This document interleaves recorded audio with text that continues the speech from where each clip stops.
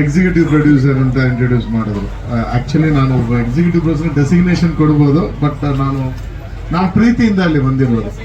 ಒಂದು ರೀಸೆಂಟ್ ಆಗಿ ಒಂದು 2-3 ಮಂತ್ಸ್ ಮುಂಚೆ ಚಂದ್ರನ ಮೀಟ್ ಮಾಡಿ ಜನರಲಿ ನಾವು ಬೇರೆ ವಿಷಯಗಳು ಮಾತಾಡುವಾಗ ಅವ್ರದ್ದು ಒಂದು ಡ್ರೀಮ್, ಅವ್ರದ್ದು ಒಂದು ವಿಷನ್ ಬಗ್ಗೆ ನನ್ನ ಹತ್ರ ಶೇರ್ ಮಾಡಿದ್ರು.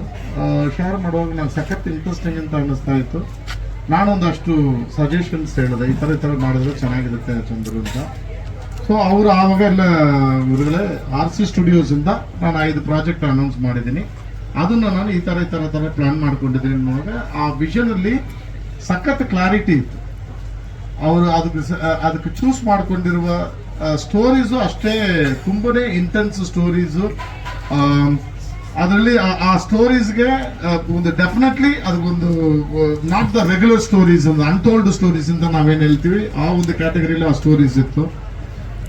ದೆನ್ ನಾನು ಅದಾದ್ಮೇಲೆ ನನ್ನ ಹತ್ರ ಒಂದು ಪ್ರಪೋಸಲ್ ಆಗಿ ಅವ್ರ ಹತ್ರ ಮಾತಾಡುವಾಗ, ನಂದು ಒಂದು ಸ್ಟೋರಿ ಇದೆ, ನಾನು ತಮಿಳಲ್ಲಿ ಆಲ್ರೆಡಿ 2 ಸಿನಿಮಾ ರೀಸೆಂಟ್ ಆಗಿ ಮಾಡಿದೆ, ಸೊ ನಾನೊಂದು ಸಿನಿಮಾ ಮಾಡಬೇಕು ಅನ್ನುವಾಗ ಅವ್ರ ಹತ್ರ ಮಾತಾಡುವಾಗ, ಗುರುಗಳೇ 5 ಏಣಿಗೆ 6 ಸಿನಿಮಾ ಮಾಡ್ಬಿಡೋಣ ಬನ್ನಿ ಜೊತೆಗೆ, ನೀವು ನನ್ನ ಜೊತೆ ಇರಿ ಅಂತ ಕೇಳಿದ್ರು. ಇಷ್ಟೇ ಒಂದು ಫ್ರೆಂಡ್ಶಿಪ್ ಅಲ್ಲಿ ನನ್ನ ಹತ್ರ ಕೆಲಸ, ಚಂದ್ರು ನನ್ನ ಅಸಿಸ್ಟೆಂಟ್ ಅಂತ ನಿಮ್ಗೆಲ್ರಿಗೂ ಗೊತ್ತಿದೆ, ನನ್ನ ಹತ್ರ ಕೆಲಸ ಮಾಡಿರೋ ಒಬ್ರು ಇವತ್ತು ಒಂದು ಪ್ಯಾನ್ ಇಂಡಿಯನ್ ಲೆವೆಲ್ ಅಲ್ಲಿ one of the top most directors ಅಲ್ಲಿ ಒಬ್ಬ, one of the top most producers ಅಲ್ಲಿ ಒಬ್ಬ, ಆಮೇಲೆ ಒಂದು ವಿಷನ್ ಇರುವ ಒಬ್ಬ ವ್ಯಕ್ತಿಯಾಗಿ ನಾನು ಚಂದ್ರನ ನೋಡ್ತಾ ಇದ್ದೀನಿ. ಅದನ್ನ ನಾನ್ ಮಾತ್ರ ಅಲ್ಲ, ನಿಮ್ಗೆ ಎಲ್ರಿಗೂ ಗೊತ್ತು ಅವರು ವಿಷಯಗಳನ್ನ.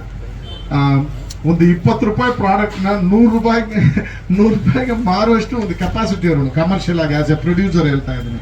ಅದೇ ತರ ಚೂಸಿಂಗ್ ದ ಸ್ಕ್ರಿಪ್ಟ್ ಆಲ್ಸೋ ನಿಮ್ಗೆಲ್ರಿಗೂ ಗೊತ್ತು, ಸಖತ್ತಾಗಿ ತುಂಬಾ ಟೈಮ್ ತಗೊಂಡು ಆ ಕಥೆನ ಚೂಸ್ ಮಾಡ್ಕೊಳ್ತಾ ಇದ್ದಾರೆ. ಸೊ ಆ ವಿಷನ್ ಇಷ್ಟ ಆಯ್ತು, ಅದರಿಂದ ನಾನು ಅವ್ರ ಜೊತೆ ಸೇರಿದ್ದೀನಿ. ನನಗೇನು ಇನ್ನೊಂದು ವಿಷಯ ಹೇಳ್ಬೇಕಂದ್ರೆ, ಎವ್ರಿಥಿಂಗ್ ವಿತ್ ಮಂತ್, ಈ 5-6 ಪ್ರಾಜೆಕ್ಟ್ ಯಾವ ತಿಂಗಳಲ್ಲಿ ಶುರು ಆಗ್ಬೇಕು, ಯಾರು ಆರ್ಟಿಸ್ಟ್ ಹೆಂಗ್ ಮಾಡಬೇಕು, ಇದಕ್ಕೆ ಏನ್ ಫಿನಾನ್ಷಿಯಲಿ ಏನ್ ಮಾಡ್ಕೋಬೇಕು, ಇದು ಏನ್ ಬಿಸ್ನೆಸ್ ಬರುತ್ತೆ, ಅಷ್ಟನ್ನು ಪ್ಲಾನ್ ಮಾಡಿಕೊಂಡು ಚಂದ್ರು ಬಂದಿರೋದು ಖುಷಿ ಆಗುತ್ತೆ. ನೀವು ಆಕ್ಚುಲಿ ಪ್ರೊಸೆಸರ್ ಹೋಗಿ ನೀವು ಟೆಕ್ನಿಷಿಯನ್ಸ್ ಹತ್ರ ಮಾತಾಡಬೇಕು.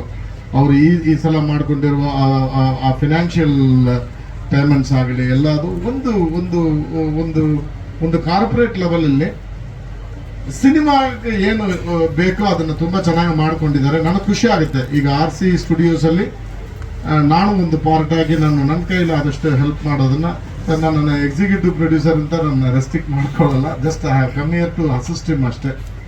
ಸೊ ಫಾದರ್ ಎನ್ನುವ ಸಿನಿಮಾ ಬಗ್ಗೆ ನಾನು ಮಾತಾಡಬೇಕಂದ್ರೆ, ಒನ್ಸ್ ಅಗೇನ್ ಒಂದು ಅನ್ಟೋಲ್ಡ್ ಸ್ಟೋರಿ. ಈಗ ಪ್ರಕಾಶ್ ರಾಯ್ ಸರ್ ಒಂದು ಸಿನಿಮಾನ ಒಪ್ಕೊಳ್ತಾರೆ ಅಂದ್ರೆ ಜನರಲಿ ಹಂಗೆ ಒಪ್ಕೊಳ್ಳಲ್ಲ. ಅವ್ರನ್ನ ಕನ್ವಿನ್ಸ್ ಮಾಡ್ಬೇಕಂದ್ರೆ ತುಂಬಾ ಕಷ್ಟ. ಬಿಕಾಸ್ ಒಂದು ವರ್ಲ್ಡ್ ಲೆವೆಲ್ ಆಕ್ಟರ್, ಎಲ್ಲ ಗೊತ್ತಿರೋರು, ಡೈರೆಕ್ಟರು ಒಂದು ಸಿನಿಮಾನ ಒಪ್ಕೊಳ್ತಾರೆ ಅಂದ್ರೆ ಹಂಗೆ ಒಪ್ಕೊಳ್ಳಲ್ಲ. ಸೊ ಅದರಿಂದನೇ ನಿಮಗೆ ಆ ಕ್ವಾಲಿಟಿ ಆಫ್ ಸ್ಟೋರಿ ಅನ್ನೋದು ಏನಂತ ಗೊತ್ತಿರುತ್ತೆ. ಅದನ್ನ ತುಂಬಾ ಚೆನ್ನಾಗಿ ಎಕ್ಸಿಕ್ಯೂಟ್ ಮಾಡ್ಕೊಂಡು ಹೋಗ್ತಾ ಇದ್ದಾರೆ ಡೈರೆಕ್ಟರ್ ರಾಜಮೋಹನ್ ಅವರು. ಫಾದರ್ ಬಂದು basically once again RC studios ಇಂದ ಬರುವ ಒಂದು ಪ್ಯಾನ್ ಇಂಡಿಯನ್ ಸಿನಿಮಾ ಆಗುತ್ತೆ. ತುಂಬಾ ಜನ ಜನರಲಿ ಮಾತಾಡುವಾಗ, ನಮ್ಮ ಔಟ್ಸೈಡ್ ದ ಲೊಕೇಶನ್ ಮಾತಾಡುವಾಗ ಕೇಳಿದ್ರು, ವೈ ಪ್ರಕಾಶ್ ರಾಜ್ ಸರ್ ಅಂತ ಕೇಳುವಾಗ ಒಂದು ಹೇಳೋದು, ಇಂಡಿಯಾದಲ್ಲಿ ಒಂದು ಪ್ಯಾನ್ ಇಂಡಿಯನ್ ಸಿನಿಮಾ ಫಾದರ್ ಅಂತ ಟೈಟ್ಲ್ ಇಂಟು ಒಂದು ಸಿನಿಮಾ ಮಾಡ್ಬೇಕಂತ ಅದು ಪ್ರಕಾಶ್ ರಾಜ್ ಸರ್ ಬಿಟ್ಟು ಬೇರೆ ಯಾರು ಮಾಡೋಕ್ಕಾಗಲ್ಲ. There is no alternate. ಇದನ್ನ ನಾನು ಪ್ರೆಸ್ ಅಲ್ಲಿ ಮಾತ್ರ ಅಲ್ಲ, ಇನ್ನು ಯಾರು ಅನ್ಕೊಂಡಿದ್ರು ಅವ್ರು ಎಲ್ಲ ನಾನು ಮಾಡ್ಬೋದಾಗಿತ್ತಂತ ಅನ್ಕೊಳ್ಳೋರ ಹತ್ರ ನಾನು ಅದನ್ನ ಹೇಳ್ತೀನಿ. Let it be as an actor profile ಆಗೋ ಆಗ್ಲಿ, ಇಲ್ಲ ಬಿಸ್ನೆಸ್ ಪಾಯಿಂಟ್ ಆಫ್ ವ್ಯೂ ಆಗಲಿ. I am talking as a producer and as a creator, ಎರಡಿದ್ರಲ್ಲೂ ಪ್ರಕಾಶ್ ರಾಯ್ ಸರ್ಗೂ ಒಬ್ಬ ಆಲ್ಟರ್ನೇಟ್ ಇದಾರ ಅಂದ್ರೆ ಇಲ್ಲ ಅಂತಾನೆ ನಾನು ಹೇಳ್ತೀನಿ. ಸೊ ಅದರಿಂದ Father is going to be a pan Indian cinema. ತುಂಬಾ ಚೆನ್ನಾಗಿ ಬರ್ತಾ ಇದೆ. ಒಂದು 10 days ಇಂದ ಮೈಸೂರಲ್ಲಿ ಶೂಟ್ ಮಾಡ್ತಾ ಇದೀವಿ. ಯಾಕೆ ಈ ಮನೆ ಪೋರ್ಷನ್ ಯಾಕೆ ಇಲ್ಲಿ ಶೂಟ್ ಮಾಡ್ತಾ ಇದ್ದಾರೆ ಅಂತ ಕೇಳಿದ್ರೆ, ಈ ತರ ಒಂದು ಆರ್ಕಿಟೆಕ್ಚರ್ ಇರೋ ಮನೆ, ಈ ಮನೆ ಬಂದು ಒಂದು 100 years ಓಲ್ಡ್ ಮನೆ. ಅದು ಅಂಬಾ ಭವನ್ ಅಂತ ಒಂದು ಕಫೆ ಇತ್ತು ಇಲ್ಲಿ, 100 yearsಗೆ ಮುಂಚೆ ಶುರುವಾಗಿರೋ ಒಂದು ಕಫೆ. ಅದಕ್ಕೊಂದು ಹಿಸ್ಟ್ರಿ ಇರುತ್ತೆ ಅಲ್ಲ, ಆ ಮನೆದ ಒಂದು ಟೆಕ್ಸ್ಚರ್ ಆರ್ಕಿಟೆಕ್ಚರ್ ಏನಿದೆ ಅದನ್ನ ಯೂಸ್ ಮಾಡ್ಕೋಬೇಕು ಅಂದ್ಬಿಟ್ಟು ಇಂಟೀರಿಯರ್ ಪೋರ್ಷನ್ ಆಗಿದ್ರು ಮೈಸೂರಲ್ಲೇ ಶೂಟ್ ಮಾಡಿ ಸರ್ ಅನ್ನೋದು ಚಂದ್ರದ್ದು ಒಂದು ಡ್ರೀಮ್ ಆಗಿತ್ತು. Even director was feeling. So shoot ಮಾಡ್ಕೊಂಡು ಬಂದಿದ್ದೀವಿ. ಒನ್ಸ್ ಅಗೇನ್ ನಮಗೇನಂದ್ರೆ, ಚಂದ್ರ ಅವ್ರಿಗೆ ನೀವು ಯಾವ ತರ ಒಂದು ಸಪೋರ್ಟ್ ಮಾಡ್ಕೊಂಡು ಬಂದಿದ್ದೀರಾ. ಇವತ್ತು ನಾನು ಎಲ್ಲ ಲಾಸ್ಟ್ ಪ್ರೆಸ್ ಮೀಟ್ ಅಲ್ಲೂ ನಾನು ಮಾತಾಡುವಾಗ ಹೇಳಿದೆ, ನಮ್ಮ ಇದರಲ್ಲಿ ಏನಂದ್ರೆ ಇವತ್ತು ಬಿಸ್ನೆಸ್ ತುಂಬಾ ಕಷ್ಟ ಇದೆ. ಅದರಲ್ಲಿ ಚಂದ್ರು ತರ ತುಂಬಾ ಬ್ರಿಲಿಯಂಟ್ ಆಗಿ ತುಂಬಾ ಹೈ ಲೆವೆಲಲ್ಲಿ 2.5 ಕೋಟಿ 3 ಕೋಟಿ ಆ ಲೆವೆಲಲ್ಲಿ ನಂತರ ಸ್ವಲ್ಪ ಬಿಸ್ನೆಸ್ ಮಾಡ್ಕೊಳ್ಳೋರು ಏನಿದೆ ತುಂಬಾ ಕಮ್ಮಿ ಇದ್ದಾರೆ. ಅಂಥವ್ರಿಗೆ ನೀವು ಸಪೋರ್ಟ್ ಮಾಡಿಲ್ಲ ಅಂದ್ರೆ ಕಷ್ಟ ಆಗುತ್ತೆ. ಸೊ ಚಂದ್ರು ವಿಷನ್ ಒಂದು ಫುಲ್ಫಿಲ್ ಆಗಿ ಒಂದು ದೊಡ್ಡ ಮಟ್ಟಕ್ಕೆ ಹೋಗ್ಬೇಕು, ಆರ್ಟ್ಸ್ ಸ್ಟುಡಿಯೋಸ್ ಬೆಳಿಬೇಕಂದ್ರೆ ವಿ ನೀಡ್ ಯುವರ್ ಸಪೋರ್ಟ್. ಇಷ್ಟು ಮಾತ್ರ. ಈಗ ಎಕ್ಸಿಕ್ಯೂಟಿವ್ ಪ್ರೊಡ್ಯೂಸರ್ ಆಗಿಲ್ಲ, ಚಂದ್ರು ಮೇಲೆ ತುಂಬಾ ಪ್ರೀತಿ ಇರುವ ಒಬ್ಬ ವ್ಯಕ್ತಿಯಾಗಿ, ನನ್ನ ಹತ್ರ ಕೆಲಸ ಮಾಡುವ ವ್ಯಕ್ತಿಯಾಗಿ ಅಷ್ಟನ್ನು ನಾನು ಕೇಳ್ಕೊಳ್ತೀನಿ. Thank you so much. Hi, ಎಲ್ಲರಿಗೂ ನಮಸ್ಕಾರ. ತುಂಬ ಖುಷಿ ಆಗ್ತಿದೆ ಇವತ್ತು ನಾವು ಮೈಸೂರಲ್ಲಿ ನಮ್ಮೂರಲ್ಲಿ ಪ್ರೆಸ್ ಮೀಟ್ ಆಗ್ತಿರೋದು. 10 ದಿನದಿಂದ ಸರ್ ಹೇಳ್ತಿದ್ದಂಗೆ ಶೂಟ್ ಮಾಡ್ತಾ ಇದ್ದೀವಿ ಆ್ಯಂಡ್ ತುಂಬ ಬೇಗ ಕ್ವಿಕ್ಕಾಗಿ ಕೆಲಸ ನಡೀತಾ ಇದೆ. ಆ್ಯಂಡ್ ಚಂದ್ರಸೂರ್ ಪ್ರೊಡಕ್ಷನ್ ಅಂತಂದರೆ ಮಾತಾಡೋಂಗೆ ಇಲ್ಲ, ಎಲ್ಲ ತುಂಬ ಆರಾಮಾಗಿ ನಡ್ಸ್ಕೊಂಡು ಹೋಗ್ತಾ ಇದೆ. ಆ್ಯಂಡ್ ಪ್ರಕಾಶ್ ಸರ್ ಸಿನಿಮಾಗಳನ್ನ ನೋಡ್ಕೊಂಡು ಬೆಳೆದಿದ್ದೀವಿ. ಆ್ಯಂಡ್ ಅವ್ರ ಜೊತೆ ನನಗೆ ಕತೆ ಹೇಳಬೇಕಾದ್ರೂ ತುಂಬ ಮಾಡಬೇಕು ಅಂತ ಇದ್ದಿದ್ದು ಫ್ಯಾಕ್ಟರ್ ಏನಂದರೆ ಅವ್ರ ಜೊತೆ ಒಂದ್ಸತಿ ಸ್ಕ್ರೀನ್ ಸ್ಪೇಸ್ನ ಶೇರ್ ಮಾಡ್ಕೊಳ್ಬೇಕು ಅಂತ ತುಂಬ ಆಸೆ ಇತ್ತು. ಆ್ಯಂಡ್ ಈ ಸಿನಿಮಾದಲ್ಲಿ ತುಂಬ ಚೆನ್ನಾಗಿ ಮೂಡ್ ಬರ್ತಾ ಇದೆ. ಆ್ಯಂಡ್ ನಮ್ಮ ಕಾಂಬಿನೇಷನ್ ಕೂಡ ತುಂಬಾ ಚೆನ್ನಾಗಿ ವರ್ಕ್ ಆಗ್ತಾ ಇದೆ. ಕೃಷ್ಣ ಅವರೊಟ್ಟಿಗೆ ನಾನು 2ನೇ ಸಿನಿಮಾ ಲವ್ ಮಾಕ್ಟೇಲ್ ಆದಮೇಲೆ, ಸೊ ಆ ಕಾಂಬಿನೇಷನ್ ಕೂಡ ತುಂಬಾ ಚೆನ್ನಾಗಿ ಬರ್ತಾ ಇದೆ.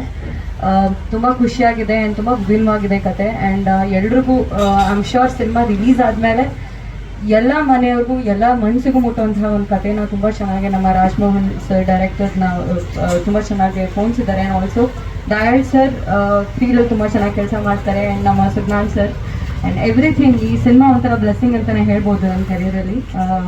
ತುಂಬಾ ಖುಷಿ ಆಗ್ತಾ ಇದೆ ನೀವು ಇಲ್ಲಿ ತನಕ ಬಂದಿದ್ದು. Thank you so much.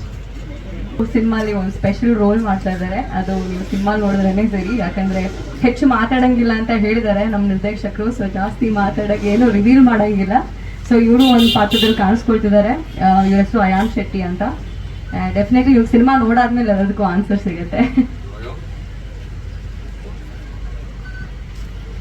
ಎಲ್ರಿಗೂ ನಮಸ್ಕಾರ. ಸೊ ಫಾದರ್ ಸಿನಿಮಾ ಕತೆ ಕೇಳಿದಾಗಲೇ ಭಾಳ ಇಂಪ್ರೆಸ್ ಆಗೋಂಥ ಒಂದು ಕತೆ.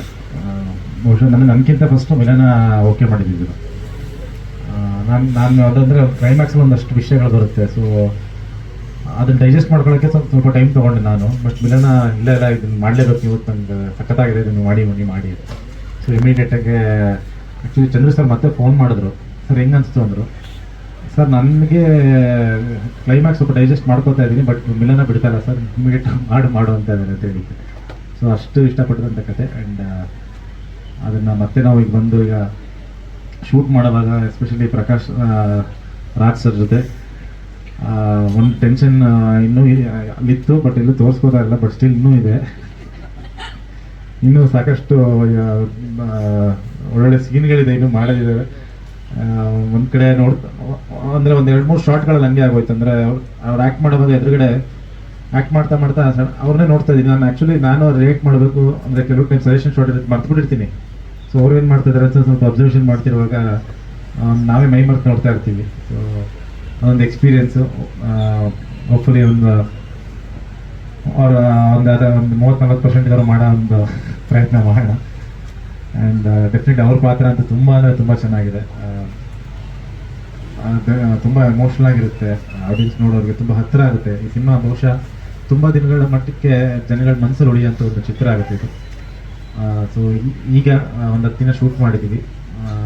ಖಂಡಿತವಾಗ್ಲೂ ಒಂದು ಒಳ್ಳೆ ಸಿನಿಮಾ ಮಾಡೋ ಪ್ರಯತ್ನ ಇದೆ. ಸೊ ಎಲ್ಲರೂ ಬಂದಿದ್ದಾರೆ, ತುಂಬ ಥ್ಯಾಂಕ್ಸ್ ಹೇಳಕ್ಕೆ ಇಷ್ಟಪಡ್ತೀನಿ. Thank you. ನನ್ನ ಪ್ರೀತಿಯ ಮಾಧ್ಯಮ ಹಿರಿಯರೇ, ಸ್ನೇಹಿತರೆ, ನನ್ನ ಖುಷಿ ಏನಂತಂದರೆ ನೀವು ಬರ್ತೀರ ಅಂತಂದರೆ ಒಂದು ಹಬ್ಬ ನನಗೆ. ನನ್ನ ಮನಸ್ಸಲ್ಲೇ ನಿಮ್ಮ ಮನೆಗೆ ನೆಂಟರು ಬರೋ ಖುಷಿ ನನಗೆ. ಯಾವಾಗ ಸಿನಿಮಾ ಮಾಡುವಾಗ ಬಿಗಿನಿಂಗಿಂದ ಇವತ್ತುವರೆಗೂ ನಾವು ಶೂಟಿಂಗ್ ಮಾಡುವಾಗ ನೀವೆಲ್ಲರೂ ಬರ್ತೀರಾ ಅಂತಂದರೆ ಒಂದು ಮನೆಗೆ ಎಲ್ಲ ಒಂದು ಅತಿಥಿಗಳು ಬರ್ತಿದ್ರು ಅನ್ನೋ ಖುಷಿ ಆಗುತ್ತೆ. ಯಾಕೆ ಅಂತಂದರೆ ಚಂದ್ರನ ಇವತ್ತು ಇಲ್ಲಿವರೆಗೂ ಕರ್ಕೊಂಬಂದಿದ್ದು, ಚಂದ್ರ ಹತ್ರ ಇವತ್ತು ಪ್ಯಾನ್ ಇಂಡಿಯಾ ಸಿನಿಮಾ ಮಾಡಿಸಿದ್ದು, ಇವತ್ತು ನಾನು 5 ಸಿನಿಮಾ ಮಾಡೋದಕ್ಕೆ ₹100 ತೊಗೊಂಡು ಬಂದಾಗ ಇವತ್ತು 5 ಸಿನಿಮಾ ಮಾಡ್ತಿದ್ದೀನಿ, ಹೆಮ್ಮೆಯಿಂದ ಹೇಳ್ಕೊತೀನಿ. ಸೊ ಇದೆಲ್ಲದಕ್ಕೂ ಕಾರಣಕರ್ತರುಗಳು ನೀವುಗಳೇ. ನಮ್ಮ ಮನು ಸರ್ ನನ್ನ ಒಂದೇ ಒಂದು ಫಸ್ಟ್ ಸಿನಿಮಾ ಕೊಟ್ಟಾಗ ಅವ್ರು ಸ್ಟಾರ್ಟ್ ಮಾಡಿದ್ದು ₹25 ತಾಜ್ ಮಹಲ್ 25 ಲಕ್ಷದಲ್ಲಿ ಸಿನಿಮಾ ಸ್ಟಾರ್ಟ್ ಮಾಡ್ತಿದ್ದೆ ನಾನು. ಡೋರಲ್ಲಿ ಬಂದು ಸಾಯಂಕಾಲ ಹೋಗ್ತಾರೆ, ಒಂದು ಫೋಟೋ ಕೊಡಿ ಅಂತೇಳಿ ಒಂದು ಮೊಬೈಲಲ್ಲಿ ಫೋಟೋ ತೆಗೆದ್ರು ಅವರು. ಸೊ ಅಲ್ಲಿಂದ ಇವತ್ತು ಇಷ್ಟು ವಿಶ್ವಕಂಡಂತಹ ಮೇರು ನಟ, ನಾನು ತುಂಬ ಇಷ್ಟಪಡ್ತಕ್ಕಂತಹ, ಭಾಳ ಕಷ್ಟಪಟ್ಟೆ, ನನಗೆ ಕೊಡಲಿಲ್ಲ ಸರ್ ಡೇಟು, ಬಟ್ ನಮ್ಮ ಪ್ರೊಡಕ್ಷನ್ಗೆ ಡೇಟ್ ಕೊಟ್ಟಿದ್ದಾರೆ ಇವತ್ತು. ಖುಷಿ ಆಗ್ತಿದೆ. ಅಂತ ಒಬ್ಬ ಮೇರು ನಟ ಅವರೊಂದಿಗೆ ನಮ್ಮ ಬ್ಯಾನರ್ಲಿ ಇವತ್ತು ಸಿನಿಮಾ ಮಾಡ್ತಿದ್ದೀವಿ. ಭಾಳ ಹೆಮ್ಮೆ ಅನಿಸ್ತಿದೆ. ಇದೆಲ್ಲದಕ್ಕೂ ಕಾರಣ ನೀವು. ಈ ಫಾದರ್ಗೆ ಇನ್ನೊಂದು ವಿಶೇಷತೆ ಏನು ಅಂತಂದರೆ, ಪ್ರಕಾಶ್ ರೈ ಸರ್ ಈ ಚಿತ್ರದಲ್ಲಿ ಗ್ರ್ಯಾಂಡ್ ಫಾದರ್ ಅಂದರೆ ತಾತ ಅಂತಲ್ಲ, ಮೇನ್ ಪಿಲ್ಲರ್. ಗ್ರ್ಯಾಂಡ್ ಫಾದರ್ ಅಂದರೆ father, main father. So at A time father ಆಗ್ತಿದ್ದಾರೆ ನಮ್ಮ ಕೃಷ್ಣ ಸರ್. ಫಾದರ್ ಒಪ್ಕೊಂಡಿದ್ದ ತಕ್ಷಣ ಫಾದರ್ ಆಗ್ತಿದ್ದಾರೆ. ಅವ್ರಿಗೆ ಶುಭಾಶಯಗಳು ಹೇಳ್ತಾ ಇದ್ದೀನಿ. ಇದಕ್ಕೆ ಇನ್ನೊಂದು ವಿಷಯನ ನಾನು ಭಾಳ ಎಮೋಷನ್ ವಿಷಯನ ನೆನೆಸ್ಕೊಳ್ಳೋಕೆ ಇಷ್ಟಪಡ್ತೀನಿ. ನನ್ನ ಒಂದು 2-3 ಸಿನಿಮಾ ಮಾಡಿದ್ದೆ. ಒಂದೇ ಜಿಮ್ಗೆ ನಾನು ಇವಾಗ ಜಿಮ್ಗೆ ಹೇಳ್ಬೇಡಿ, ನಾನು ಸುಮಾರು 2002 ಅನ್ಕೋತೀನಿ, 7 ಇಲ್ಲ 6 ಅವರು ಜಿಮ್ಗೆ ಬರೋರು. ಅವ್ರು ಹೀರೋ ಆಗ್ತಾರೆ ಅಂತ ಹೇಳೋರು. ನಾನಿನ್ನೂ ಅಸಿಸ್ಟೆಂಟ್ ಡೈರೆಕ್ಟ್ರು. ನಮ್ಮ ಟ್ರೈನರ್ ಸರ್ ನೋಡಿ ಅಲ್ಲಿ ಅವ್ರು ಹೀರೋ ಆಗ್ತಾರೆ ನೆಕ್ಸ್ಟ್ ಅಂತಂದರು. ನಾವು ಮಾತಾಡೋಕೆ ನನ್ನ ಕತೆ ಹೇಳೋ ಪ್ರೊಸೆಸ್ಸಲ್ಲಿ ಇದ್ದಾಗ ಇನ್ನೂ ಅಸಿಸ್ಟೆಂಟ್ ಡೈರೆಕ್ಟ್ರು. ನಾನು ಆ ಜಿಮ್ಗೆ ರಿಕ್ವೆಸ್ಟ್ ಮಾಡಿ, ನನ್ನ ಫ್ರೆಂಡ್ ಅವನು, ದುಡ್ಡು ಕೊಡೋದೇನೋ ನಾವು ಜಿಮ್ಗೆ ಸುಮ್ಮನೆ ಹೋಗಿ ಬರ್ತಿದ್ವಿ. ಸೊ ಅಂಥ ಟೈಮಲ್ಲಿ ಹೌದಾ ಅಂತ ಅವ್ರನ್ನ ನೋಡ್ತಿದ್ದೆ, ಅವ್ರು ವರ್ಕೌಟ್ ಮಾಡ್ತಿದ್ರೆ. ಅದಾದಮೇಲೆ ನಾನು ಡೈರೆಕ್ಟರ್ ಆದೆ. ಸ್ವಲ್ಪ ದಿನಗಳ ನಂತರ ನಮ್ಮ ಮನೆಗೆ ರಿಯಲಿ ಫಾದರ್ ಹೇಳಿದ್ನಲ್ವಾ, ನಮ್ಮ ಕೃಷ್ಣ ಅವ್ರ ಫಾದರ್ ನಮಗೆ ಭಾಳ ಇಷ್ಟ, ACP ನಾಗಪ್ಪ ಸರ್. ಕೃಷ್ಣ ಅವ್ರನ್ನ ಕರ್ಕೊಂಡು ನಾನು ಡೈರೆಕ್ಟರ್ ಆದಮೇಲೆ ನಮ್ಮ ಮನೆಗೆ ಬಂದರು. ನನ್ನ ಖುಷಿ. ಇವ್ರು ಆಲ್ರೆಡಿ ಹೀರೋ ಆಗಿರ್ಬೇಕಾಗಿತ್ತು ಅಷ್ಟೊತ್ತಿಗೆ. ನಾನು ಡೈರೆಕ್ಟರ್ ಆಗಿಬಿಟ್ಟಿದ್ದೀನಿ, ಆಗಲ್ಲ ಅಂದ್ಕೊಂಡಿದ್ದೆ. ಅವರಷ್ಟು ತಯಾರಿ ಮಾಡ್ಕೊಳ್ತಿದ್ರು, ಬಾಡಿ ವರ್ಕೌಟ್ ಎಲ್ಲ. ನಮ್ಮ ಮನೆಗೆ ಬಂದು ಕಾಫಿ ಕುಡಿದು ಅವತ್ತು ನನ್ನ ಮಗ ಚಂದ್ರು, ನೋಡಪ್ಪ ನೀನು ನಮಗೆ ಭಾಳ ನಮ್ಮ ಸ್ನೇಹಿತರಿಗೆ ನಮ್ಮ ಅಂಕಲ್ ಆಗಬೇಕು, ಅವ್ರಿಗೆ ಭಾಳ ಕ್ಲೋಸ್ ಅವ್ರ ತಂದೆಯವರು. ಚಂದ್ರು ಡೈರೆಕ್ಟ್ ಮಾಡಪ್ಪ ನೀನು ಚಂದ್ರು ಅಂತ ನನಗೆ ನಮ್ಮ ಮನೆಗೆ ಬಂದು ಕುತ್ಕೊಂಡು ಹೋಗಿದ್ರು. ಸೊ ಇವತ್ತು ದಿನ ನಮ್ಮ ಪ್ರೊಡಕ್ಷನಲ್ಲಿ ಅವ್ರ ತಂದೆಯವ್ರ ಮಾತನ್ನು, ಅವ್ರ ಫಾದರ್ ಅವ್ರ ಮಾತನ್ನು ಇವತ್ತು ನೆರವೇರಿಸ್ತಾ ಇದ್ದೀವಿ. ಅಂದರೆ ಅವ್ರು ಸೂಪರ್ ಸ್ಟಾರ್ ಆದಮೇಲೆ ಇವತ್ತು ಅವ್ರ ಸಿನಿಮಾಗಳು ದೊಡ್ಡ ಹಿಟ್ ಆಗ್ತಿದೆ, ಲವ್ ಆಗ್ತಾಯಿದೆ ಇರ್ಬೋದು, ಎಲ್ಲವೂ ಕೃಷ್ಣ ಅವರಿಗೆ ಆದಂಥ ಒಂದು ಬೇಡಿಕೆ ನಟ. ಇವತ್ತು upcoming charming hero, darling Krishna ಅಂದರೆ ಎಲ್ಲರಿಗೂ ಡಾರ್ಲಿಂಗ್. ಸೊ ಅಂಥ ಒಂದು ಕೃಷ್ಣ ಅವರಿಗೆ ನನ್ನ ಬ್ಯಾನರಲ್ಲಿ ಇವತ್ತು ಸಿನಿಮಾ ಮಾಡ್ತಾ ಖುಷಿ ಇದೆ. ನಿಮ್ಮೆಲ್ಲರ ಸಪೋರ್ಟ್ ಇರಲಿ. ನಿಜವಾಗ್ಲೂ ಫಾದರ್ ಏನು, ನೀವು ತಾಜ್ ಮಹಲ್, ಚಾರ್ಮಿನಾರ್ ಕಂಟೆಂಟ್ ನನಗೆ ಕಬ್ಜಾ ಮಾಡಿದ್ರು ಕೂಡ ನಂಗೆ ತುಂಬ ಜನ ತಾಜ್ ಮಹಲ್, ಚಾರ್ಮಿನಾರ್ ಥರ ಸಿನಿಮಾ ಮಾಡುವಂತಿದ್ರು. ಅಷ್ಟು ಒಂದು ಗಟ್ಟಿ ಕತೆ ಈ ಸಿನಿಮಾದಲ್ಲಿದೆ. ಅಷ್ಟು ಎಮೋಷನ್ಸ್ ಇದೆ, ಅಷ್ಟು ಲವಲವಿಕೆನೂ ಇದೆ. ಅಪ್ಪ ಮಗನ ಬಾಂಧವ್ಯ, ಎಮೋಷನ್ಸು, ಮತ್ತೆ ಕರ್ನಾಟಕದ ಜನ ಒಂದು ರೌಂಡ್ ತಂದೆ ಮಗ ಹೇಗಿರಬೇಕು ಅನ್ನೋ ಈ ಚಿತ್ರದಲ್ಲಿ ನೋಡ್ತಾರೆ ಅಂತಕ್ಕಂಥ ಭಾವನೆ ಇದೆ. ಸ್ಕ್ರೀನ್ ಪ್ಲೇಯಲ್ಲಿ ಕೂಡ ನಾನು ಕೂಡ ಒಂದು ಅಸಿಸ್ಟೆಂಟ್ ಡೈರೆಕ್ಟರ್ ಆಗಿ ಒಂಚೂರು ನಾವೆಲ್ಲರೂ, ನಾನೇ ಅಂತಲ್ಲ ದಯವಿಟ್ಟು ಸರ್ ಎಲ್ಲರೂ ಭಾಳ ಸಪೋರ್ಟ್ ಮಾಡಿ. ಯಾಕಂತಂದರೆ ರಾಜಮೋಹನ್ ಅವ್ರ ಲೈನ್ ತುಂಬ ಚೆನ್ನಾಗಿತ್ತು, ಆಗ ಅವ್ರು ಸಪೋರ್ಟ್ ಮಾಡಿದ್ದೀವಿ. ಟಿಲ್ ಟುಡೇ ಅವ್ರಿಗೆ ಅಸಿಸ್ಟೆಂಟ್ ಡೈರೆಕ್ಟರ್ ಆಗಿ ನಾನು ನಮ್ಮ ದೊಡ್ಡ ಪ್ರೊಡ್ಯೂಸರ್ ಒಬ್ಬರು ಕೇಳಿದ್ರು, ಆ್ಯಂಡ್ ನಮ್ಮ ಶ್ರೀಕಾಂತ್, ನಮ್ಮ ಬ್ಯಾನರ್ ಒಂದು ಸಿನಿಮಾ ಮಾಡ್ತೀನಿ ನೀನು ಮಾಡಲ್ಲ ಯಾಕೆ ಫ್ರೆಂಡು. ನಾನು ಕೇಳಿದೆ, ನಂಗೆ 20 ಕೋಟಿ ಕೊಡು ಎಲ್ಲರಿಗೂ ಕೊಡ್ತೀನಿ ಅಂತಂದೆ. ಅವ್ನು ಜೋರಾಗಿ ನಗ್ತಾ ಏನು ನಿಂದಿದೆಲ್ಲ ಅಂತ. ಸೊ ನಾನು 20 ಕೋಟಿ ಕೊಡುವಂಥ ಕಾಮಿಡಿಗಾದರೂ ಕೇಳಿದೆ ಅಂಥವು ನಾನು ಇವ್ರಿಗೆ ಅಸಿಸ್ಟೆಂಟಾಗಿ ಇವತ್ತು ನಾನು ಕೆಲಸ ಮಾಡ್ತಾ ಇದ್ದೀನಿ. ಅಂದರೆ ಈ ಫಾದರ್ ಮೇಲೆ ಇರ್ತಕ್ಕಂಥ ಪ್ರೀತಿ ನನಗೆ ಖಂಡಿತ ಫಾದರ್ ಗೆಲ್ಲುತ್ತೆ. ನಾನು ಚಾರ್ಮಿನಾರ್ಗೆ ಹೇಳಿದ್ದೆ, ಯಾರಿಗಾದರೂ ಇಷ್ಟ ಇಲ್ಲ ಅಂದರೆ ದುಡ್ಡು ವಾಪಸ್ ಕೊಡ್ತೀನಿ ಅಂತ ಹೇಳಿದ್ದೆ. ಚಾರ್ಮಿನಾರ್ ರಿಲೀಸ್ಗೆ ಮುಂಚೆ ಎಲ್ಲರೂ ನನಗೆ ಏನು ಹಿಂಗೆಲ್ಲ ಮಾತಾಡ್ತೀನಿ ಅಂದರು. ಡೈರೆಕ್ಟರ್ಗೆ ಆ ಕಥೆ ಮೇಲೆ ಇರ್ತಕ್ಕಂಥ ನಂಬಿಕೆ ಇವತ್ತು ಕೂಡ ಆ ಭರವಸೆಯನ್ನು ನಿಮ್ಗೆ ಹೇಳ್ತೀನಿ. ಫಾದರ್ ಪ್ರತಿಯೊಬ್ಬ ಮಗನಿಗೆ ಇಷ್ಟ ಆಗುತ್ತೆ, ಪ್ರತಿಯೊಂದು ಫ್ಯಾಮಿಲಿಗೆ ಇಷ್ಟ ಆಗುತ್ತೆ, ಎಲ್ರಿಗೂ ಇಷ್ಟ ಆಗುತ್ತೆ. ನನಗೆ ಬಹಳ ಖುಷಿ ಏನಂತಂದರೆ ನಮ್ಮ ಚಿತ್ರದ ರಿಯಲ್ ಫಾದರ್ ನಮ್ಮ ಪ್ರಕಾಶ್ ರಾಜ್ ಸರ್ ಜೊತೆ ಕೆಲಸ ಮಾಡೋದು. ನಿಮಗೆಲ್ಲರ ಪ್ರೀತಿ ವಿಶ್ವಾಸ ಏನಿದೆ ನನ್ನ ಮೇಲೆ, ಈ ಪ್ರೀತಿನ ನಿರಂತರವಾಗಿ ನಿಮ್ಮ ಆಶೀರ್ವಾದ ಕೇಳ್ತಾ ಮೈಸೂರಿಗೆ ಬಂದಿದ್ದಕ್ಕೆ ಅದಕ್ಕೂ ಮತ್ತೊಮ್ಮೆ ನಾನು ಥ್ಯಾಂಕ್ಸ್ ಹೇಳ್ತಾ ಒಂದು ಮಾತನ್ನು ಮುಗಿಸ್ತೀನಿ. ಮಾತಾಡ್ಬೇಕಾ? ಎಲ್ರಿಗೂ ನಮಸ್ಕಾರ. ಮೈಸೂರಿನಲ್ಲಿ ನೋಡೋಕೆ ಭಾಳ ಖುಷಿ. ಪ್ರಪಂಚ ಸುದ್ದೊಂದು ಮೈಸೂರಿನಲ್ಲಿ ನಂಗೆ ತುಂಬ ಇಷ್ಟ. ಶೂಟಿಂಗ್ ಮೈಸೂರಿನಲ್ಲ ಅಂದೆ, ಹೌದು ಅಂದರು. ನಾನು ಮಾಡಿ ಇಲ್ಲೇ ಚೆನ್ನಾಗಿರುತ್ತೆ ಅಂತೆ. 10 ನಿಮಿಷದಲ್ಲಿ 20 ನಿಮಿಷದಲ್ಲ ಬಂದ್ಬಿಡ್ಬೋದು ಲೊಕೇಶನ್ಗೆ, ವೆದರ್ ಚೆನ್ನಾಗಿದೆ. ಇರಲಿ. ಚಂದ್ರು ಅವ್ರ ಜೊತೆ ನಾನು ಈ ಮುಂಚೆ ಒಂದು ಸಿನಿಮಾ ಮಾಡಬೇಕಿತ್ತು ಕಬ್ಜಾನಲ್ಲಿ. ಹಲವಾರು ಕಾರಣಾಂತರಗಳಿಂದ ನನ್ನ ಸ್ವಲ್ಪ ಡೇಟ್ಗಳು ಬೇರೆ ಬೇರೆ ಪ್ರಾಜೆಕ್ಟ್ಸಿಂದ ಮಾಡೋಕ್ಕಾಗಿರಲಿಲ್ಲ. ಇನ್ನೂ ಬೇಜಾರು ಅವ್ರಿಗೆ ಇನ್ನೂ ಇದೆ. ಅದು ದೊಡ್ಡ ಸಿನಿಮಾ ಹಣ ಮುಖ್ಯ ಅಲ್ಲ, ಬೇರೆ ಬೇರೆ ಕೆಲಸಗಳಿತ್ತು. ಈ ಫಾದರ್ನ ಕತೆ ರಾಜಮೋಹನ್ನ ಕಳಿಸಿ ನನಗೆ ಹೇಳೋದು. ನಾನು ಯಾವಾಗಲೂ ಇದನ್ನ ಮೊದಲು ಕತೆ ಕೇಳಿ ಭಾಳ ಟಚಿಂಗ್ ಆದ ಒಂದು ಕತೆ. ತಂದೆ ಮಗನ ರಿಲೇಷನ್ಶಿಪ್ ಮಾತಾಡ್ತಾ ಹೋಗ್ತೀವಿ. ಆದರೆ ಆ ಕತೆ ಕಟ್ಟಿರುವ ಮತ್ತು ಅದರಲ್ಲಿರುವ ಒಂದು ಪರಿಸ್ಥಿತಿಗಳೇನಿದೆ, ಅದರ ಸಂಬಂಧಗಳೇನಿದೆ, ತಂದೆ ಮಗನ ಪ್ರೀತಿಗಿಂತ ಅವರ ಜೀವನದಲ್ಲಿ ಎದುರುಕೊಳ್ಳುವ ಸನ್ನಿವೇಶಗಳಿಂದ ಆ ಪ್ರೀತಿ ಒಂದು ಪರೀಕ್ಷಿಸಲ್ಪಡುತ್ತಲ್ವಾ, ಅದು ಒಂದು ಬಹಳ ಬ್ಯೂಟಿಫುಲ್ ಆಗುವಂಥ ಕತೆ. ಅದು ಕೃಷ್ಣ ಅವರ ಪಾತ್ರವನ್ನು ನೋಡಿದಾಗ ಇವತ್ತಿನ ಯುವಕರ ಕಥೆ ಆಗಿದೆ ಅದು, ಅಥವಾ ನನ್ನ ಪಾತ್ರವನ್ನು ನೋಡಿದಾಗ ಇವತ್ತಿನ ತಂದೆಯವರ ಕಥೆ ಆಗಿದೆ ಅದು. ಎಲ್ರಿಗೂ ಅವರವ್ರದೇ ಆದ ಕಾರಣಗಳಿವೆ ಆಗಿರೋದಕ್ಕೆ. ಬಟ್ ಯಾವುದರಿಂದ ನಾವು ತಳ್ಳಲ್ಪಡ್ತೀವಿ, ಬೆಳೆಸಲ್ಪಡ್ತೀವಿ, ಬಹಳ ಬ್ಯೂಟಿಫುಲ್ ಆದ ಒಂದು ಕತೆ. ನನಗೆ ಈ ಥರದ ಕಥೆಗಳಂದ್ರೆ ತುಂಬ ಇಷ್ಟ. ಇದು ಒಳ್ಳೆಯ ಅಭಿರುಚಿಯ ಕಥೆಗಳು. ಮೊನ್ನೆ ಕೂಡ ನಾನು ಇದರಲ್ಲಿ ಒಂದು ಅವಾರ್ಡ್ ಫಂಕ್ಷನ್ನಲ್ಲಿ ಕರ್ನಾಟಕದಲ್ಲಿ ಮಾತಾಡ್ತಿರ್ಬೇಕಾದ್ರೆ 90 ವರ್ಷ ಆಯಿತು ಕನ್ನಡ ಇಂಡಸ್ಟ್ರಿಗೆ, ಏನು ಹೆಮ್ಮೆ ಪಡೋ ವಿಷಯ ಅಲ್ವಾ ಅಂದರು. ಹೆಮ್ಮೆ ಪಡೋ ವಿಷಯ ಹೌದು, ಆದರೆ ಅಭಿರುಚಿನ ಬೆಳೆಸ್ಕೊಳ್ತಾ ಇದೀವ ಅಂತ ನಾವು ಆತ್ಮಾವಲೋಕನ ಮಾಡ್ಕೊಳ್ಳೋ ವಿಷಯ ಕೂಡ ಅದು ನಮಗೆ. ಅಂತ ಅದು ಬರೀ ಸಿನಿಮಾ ರಂಗದವರೆಲ್ಲ, ಪ್ರೇಕ್ಷಕರು ಕೂಡ ಪ್ಯಾನ್ ಇಂಡಿಯನ್ ಸಿನಿಮಾಗಳಾಗಿವೆ, ಹಣದ ವ್ಯಾಪಾರದಲ್ಲಿ ಬಹಳ ಬೆಳೆದಿದ್ದೀವಿ, ಅಷ್ಟು ದಿನ ನೋಡ್ತಿದೀವಿ ಆ ಒಳ್ಳೆಯ ಸಿನಿಮಾಗಳನ್ನ ಮಾಡ್ತಾ. ಆ ನಿಟ್ಟಿನಲ್ಲಿ ನೋಡಿದಾಗ ನನಗೆ ಈ ಕತೆ ಬಹಳ ಮುಖ್ಯವಾದ ಕತೆ ಅನ್ನಿಸ್ತು. ಅಂಡ್ ನಾನು ಸುಮಾರು 25 ಸಿನಿಮಾಗಳನ್ನ ಪ್ರೊಡ್ಯೂಸ್ ಮಾಡಿದ್ದೀನಿ, ನಾನು ನಿರ್ದೇಶನ ಮಾಡಿದ್ದೀನಿ.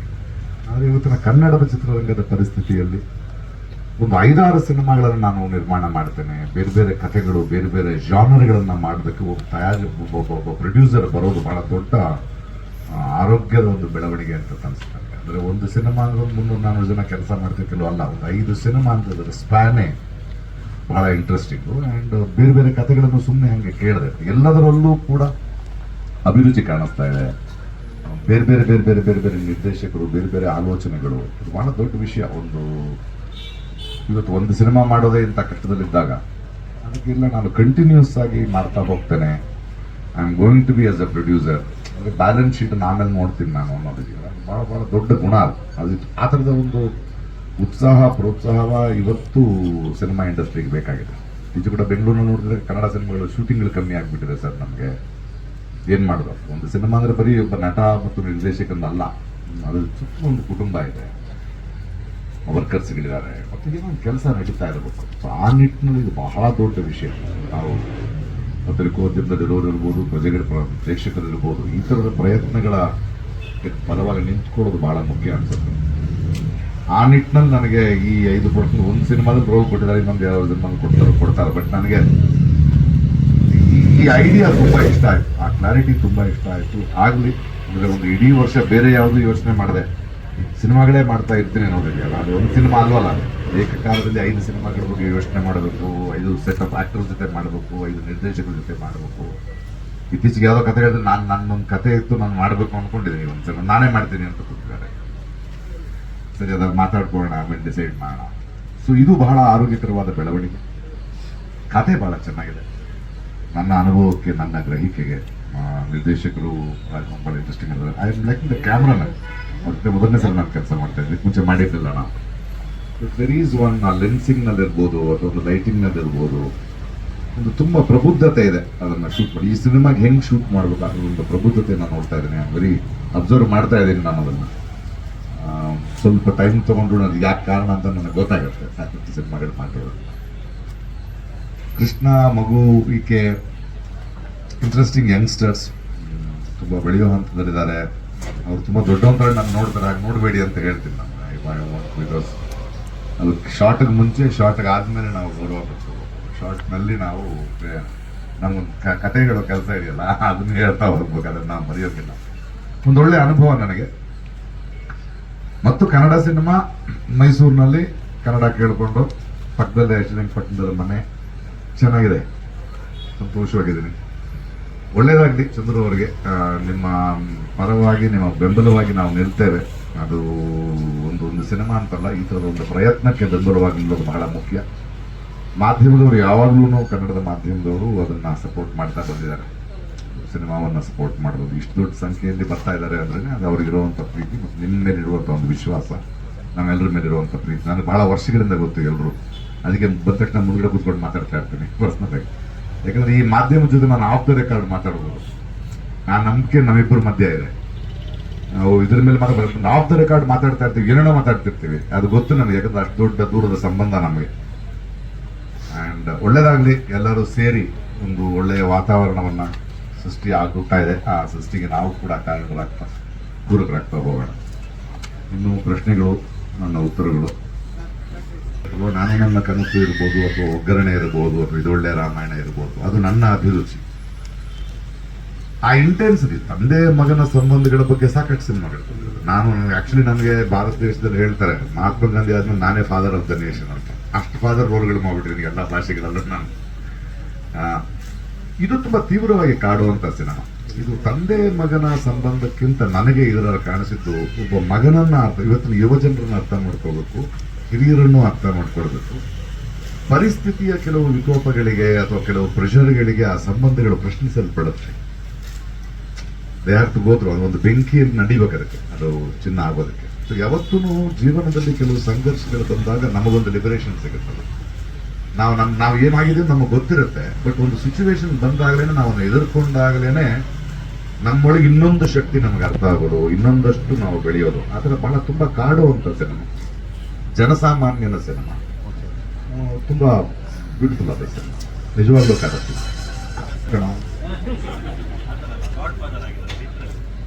ಮತ್ತಷ್ಟು ಜನಕ್ಕೆ ಬೇರೆ ಥರ ಮಾತಾಡುವಾಗೆ ಫಾದರ್ ಆಗಿ ಉಪಯೋಗ ಕೊಟ್ಟಿದ್ದಾರೆ ಕಾರವಾಗಿ.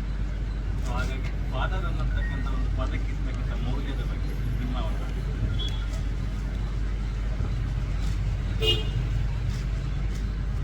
ತಂದೆ ಇದು ಬಹಳ ಅದ್ಭುತ. ನನಗೆ ನೀವು ನಾನು ನನ್ನ ಕನಸು ನೋಡಿದ್ರೆ, ಅಲ್ಲ ನಾನು ನನ್ನ ಕನಸು ಅಂತ ಒಂದು ಸಿನಿಮಾ ನೋಡಿದ್ರೆ, ಒಬ್ಬ ಗಂಡಸು ತಂದೆ ಆಗ್ತಾನಲ್ಲ, ಮಗಳು ಹುಟ್ಟೋ ತನಕ ಅವನ್ ಗಂಡ ಆಗಿದ್ದ. ಮಕ್ಕಳು ಹುಟ್ಟಿದ್ಮೇಲೆ ಅಪ್ಪ ಅನ್ನೋ ಸ್ಥಿತಿ, ಅಪ್ಪನಿಗೂ ಮಕ್ಕಳಿಗೂ ಒಂದೇ ವಯಸ್ಸು ಹೋಗ್ತದೆ. ಅಪ್ಪ ಆಗಿದ್ದಕ್ಕೂ ಮಕ್ಕಳಾಗಿದ್ದಕ್ಕೂ ಒಂದೇ ವಯಸ್ಸು. ಅದರಲ್ಲಿ ಒಂದು ಹೆಣ್ಣು ಮಗಳ ಜೊತೆ ಇರೋ ಒಂದು ರಿಲೇಶನ್ಶಿಪ್ ಅಂದ್ರೆ ಅವನ ಜೀವನ ಬರುವ ಎಲ್ಲಾ ರೀತಿಯ ಹೆಣ್ಣುಗಳು, ತಾಯಿ ಇರ್ಬೋದು, ತಂಗಿ ಇರ್ಬೋದು, ಗೆಳತಿ ಇರ್ಬೋದು, ಸ್ನೇಹಿತೆ ಇರ್ಬೋದು, ಹೆಂಡತಿ ಇರ್ಬೋದು. ಆದ್ರೆ ಮಗಳ ಜೊತೆ ಬೇರೆ ಸಂಬಂಧ ಇರ್ತದೆ. ಅಂದ್ರೆ ಎಲ್ಲವನ್ನ ಬೆಳೆಸಿ ಯಾವುದನ್ನು ಎದುರು ನೋಡದೆ ಬಿಟ್ಕೊಡ್ಬೋದು. ಒಂದು ಫ್ಲೂಟಿನ ಮ್ಯೂಸಿಕ್. ಮಗನಿಂದ ಹಂಗಿರಲ್ಲ, ತಂದೆ ಮಗನ ಸಂಬಂಧ ಬೇರೆ ಇರುತ್ತದೆ. ಆದ್ರೆ ನನ್ನ ನಂತರ ನೀನು, ನನ್ನ ಇನ್ನೊಂದು ಛಾಯೆ ನೀನು, ಅಥವಾ ನನ್ನಿಂದ ಇನ್ನೊಂದು ತೊಡುವಾನಕ್ಕೆ ಹೋಗು ಅನ್ನೋದು, ಅದೊಂದು ಸ್ವಲ್ಪ ಲವ್ ಹೇಟ್ ರಿಲೇಶನ್ಶಿಪ್. ಅದು ಒಂದೇ ಜಾತಿ ಅಲ್ಲ, ಗಂಡಸರಲ್ವಾ. ನಿನಗಿಂತ ಮುಂಚೆ ನಾನು ಅಪ್ಪ ಆಗಿದ್ದೆ, ಅವನು ಅಪ್ಪ ಆಗ್ತಾನೆ. ಸೊ ತಂದೆ ಅಂದ್ರು ಕಲಿಸೋದಕ್ಕಿಂತ ತಂದೆಯವರು ಮಾಡೋ ಬಿಹೇವಿಯರ್ ಅನ್ನ ಮಕ್ಕಳು ಕಲಿಯೋದು ತುಂಬಾ ಇಂಪಾರ್ಟೆಂಟ್ ಆಗುತ್ತೆ. ಒಬ್ಬ ಪ್ರಪಂಚದಲ್ಲಿ ಹೊರಗಡೆ ಹೋಗ್ಬೇಕು, ಸಾಕಷ್ಟು ಸಮಸ್ಯೆಗಳಿರುತ್ತೆ, ಅದನ್ನ ಹೇಳ್ಕೊಳಕ್ಕಾಗಲ್ಲ, ಅವರೇ ನಿಭಾಯಿಸ್ಬೇಕು. ತಂದೆ ಮಗ ಎಷ್ಟೇ ದುಡ್ಡನ್ನಾದ್ರೂ ತಂದೆಗೆ ಇವನಿನ್ನ ಚಿಕ್ಕವನು ಅನ್ನೋದೊಂದಿರುತ್ತೆ. ಅದು ಅವನದೇ ಆದ ನಿರ್ಧಾರಗಳಿರುತ್ತೆ, ಅದನ್ನು ಒಪ್ಕೊಳ್ಬೇಕಾಗತ್ತೆ. ತಂದೆ ಅದನ್ನು ನಾನು ಇಷ್ಟು ಮಾಡಿದೆ, ನೀನು ನನಗೇನು ವಾಪಸ್ ಕೊಡ್ತೀಯ ಅನ್ನೋದಕ್ಕಿಂತ ಅವನನ್ನು ಅರ್ಥ. ಈ ಕಥೆಯಲ್ಲಿ ಎರಡೂ ನಡೆಯುತ್ತೆ. ಒಂದು ಮಗನನ್ನು ಕೂಡ ಅರ್ಥ ಮಾಡ್ಕೊಳ್ಳುವ ತಂದೆ, ತಂದೆಯನ್ನು ಕೂಡ ಅರ್ಥ ಮಾಡ್ಕೊಳ್ಳುವ ಮಗು. ಸೊ ಅದು ಬಹಳ ಇಂಪಾರ್ಟೆಂಟ್ ಆಗಿದೆ ಒಂದು ರಿಲೇಶನ್ಶಿಪ್. ಆ ಥರದ ಒಂದು ಬಹಳ ಬ್ಯೂಟಿಫುಲ್ ಆದ ಒಂದು ಹೊಸ ಥ್ರೆಡ್ ಅನ್ನ ಈ ಸಿನಿಮಾ ಹುಡುಕ್ತಾ ಇದೆ ಅಂತ ಅನ್ಸುತ್ತೆ. ತಂದೆ ಬೇರೆ, ಅಭಿಯುಮ್ ನಾನು ತಂದೆ ಬೇರೆ, ಬೊಮ್ಮರಿಲ್ಲು ಸಿನಿಮಾದ ತಂದೆ ಬೇರೆ, ಅಂತಃಪುರದ ತಂದೆ ಬೇರೆ, ಹೀಗೆ ಓಕೆ ಕಣ್ಮಣಿಯ ಮಣಿರತ್ನಂ ಅವರ ತಂದೆ ಬೇರೆ. ಅದು ಬೇರೆ ಬೇರೆ ಬೇರೆ ಬೇರೆ ಇರುತ್ತೆ. ಅಂದ್ರೆ ನಮ್ಮ ಜೀವನದಲ್ಲಿ ಬರೋ ಬೇರೆ ಬೇರೆ ಸನ್ನಿವೇಶಗಳಿಂದ ಅದು ಪ್ರೂವ್ ಆಗ್ತಾ ಹೋಗುತ್ತೆ. ಬಟ್ ಆ ಬಾಂಧವ್ಯ ಒಂದೇನೆ. ಆ ಥರ ಅಷ್ಟೂ ಪಾತ್ರಗಳು, ಅಥವಾ ನೀವು ಪಾವಕಥೆಗಳಂತ ನೋಡು, ಮಗಳನ್ನೇ ಕೊಲ್ಲಬೇಕಾದ ಪ್ರೆಷರಿಂದ ತಂದೆ ಬೇರೆ. ಸೊ ನನ್ನ ಪುಣ್ಯ ಏನು ಅಂದ್ರೆ, ಒಂದು ಹಲವಾರು ಭಾಷೆಗಳು, ಹಲವಾರು ನಿರ್ದೇಶಕರು, ಹಲವಾರು ನದಿಗಳು, ಬೇರೆ ಬೇರೆ ಯೋಚನೆಗಳಿಗೆ ನಾನು ಹೋಗ್ಲಿಕ್ಕೆ ಸಾಧ್ಯ ಆಯಿತು, ನನ್ನನ್ನು ನಾನು ತೊಡಗಿಸ್ಕೊಳಕ್ ಸಾಧ್ಯ ಆಯಿತು. ಸೊ ಅದು ಬಹಳ ಬ್ಯೂಟಿಫುಲ್ ಜರ್ನಿ. ಅದು ಫಾದರ್ ಆಫ್ ದ ನೇಷನ್ ಅಂತಾರಲ್ಲ, ಅದು ಚೆನ್ನಾಗಿರುತ್ತೆ. ನನಗೆ ಡೈಲಾಗ್ ಬರ್ದಿದ್ದೆ ನಾನು, ಒಬ್ಬ ಮಗಳು ಹುಟ್ಟಿದ ಮೇಲೆ ಅಪ್ಪ ಹುಟ್ಟುತ್ತಾನೆ, ಮಗಳು ಬೆಳೀತಾ ಹೋಗ್ತಾಳೆ, ಅಪ್ಪ ಬೆಳೆಯೋದೇ ಇಲ್ಲ ಅಂತ. ನಾವು ಅಪ್ಪಂದ್ರು ಬೆಳಿಬೇಕಾಗತ್ತೆ ಎಲ್ಲೋ.